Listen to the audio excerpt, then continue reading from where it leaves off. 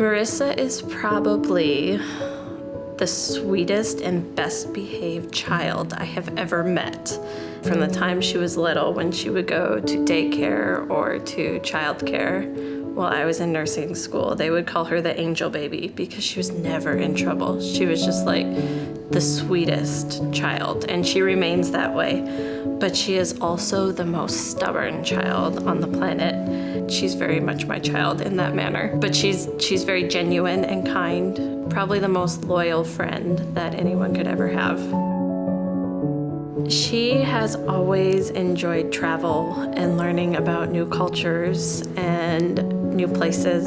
I don't know in particular why France, but as we've studied different places in the world, that was one place that she just has latched onto. I think she was maybe 8 or 9 years old when she said, I want to go to France. I love France. Let's go to France. So it's been a life goal for her. And I told her when she was a little girl that I would take her to France someday. Marissa has a rare genetic disorder, a neurodegenerative disease called Friedreich's Ataxia that causes progressive peripheral nerve damage throughout the body, most notably gross motor coordination loss. That's what most people would see from the outside, is that they would start to stumble and be clumsy, and their speech would start to become slurred, is what most people would notice first. But inside the body, it's also attacking the heart and the lungs and the eyes, and so over time, it's really not sparing any part of the body.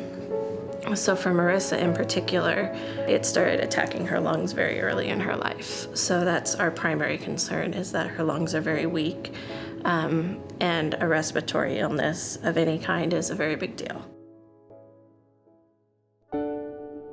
She has a French neurologist. He's pretty new to us, but after our scary winter, we got things stabilized in her care now, and even though we were in COVID, the borders were not yet shut down, and I asked him, is it crazy for me? Is it too dangerous? What if I just get her on an airplane as soon as possible and take her to France? And he told me, don't wait. Get her there as soon as you can.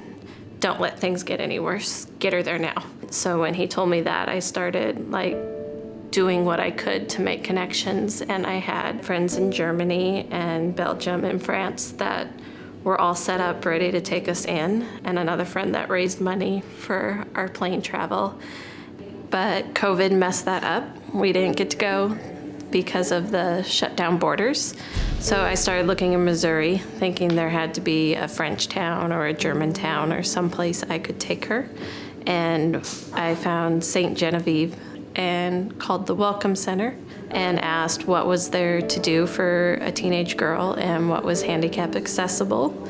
And she said, there's most everything has steps. I'm afraid you won't be able to get in. And I told her, that's okay. I can take my daughter in and then go back for the chair. And when she found out that it was my daughter in the chair, then she asked, hey, could I make a few phone calls and help put something together? And then we wound up with a whole itinerary.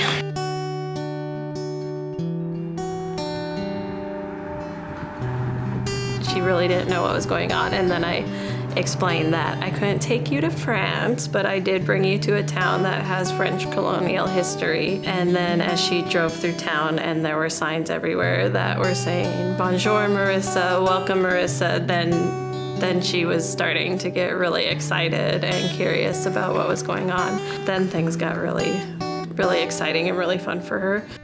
I came planning to stay at least one night and see some of the historic buildings and I guess just have a getaway with Marissa, which is very rare. The only time that she and I have really ever gone anywhere alone together has been for doctor's appointments or surgeries. So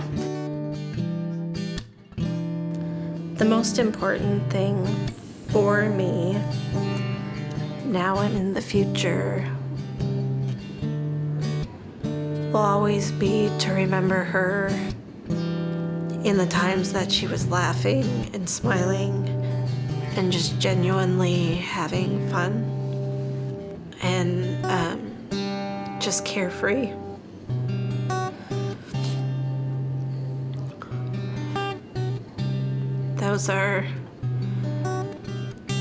those moments are harder to come by sometimes. And I know that there's harder times to come, and I think those are going to be really important things to have to hang on to. And there were times this weekend when it was easy to forget that there was anything bad happening. Especially when she was surprised, by lunch or by commanding an army, or there were just so many times that she was genuinely surprised and laughing and joyful. And those are the things I want to remember the most.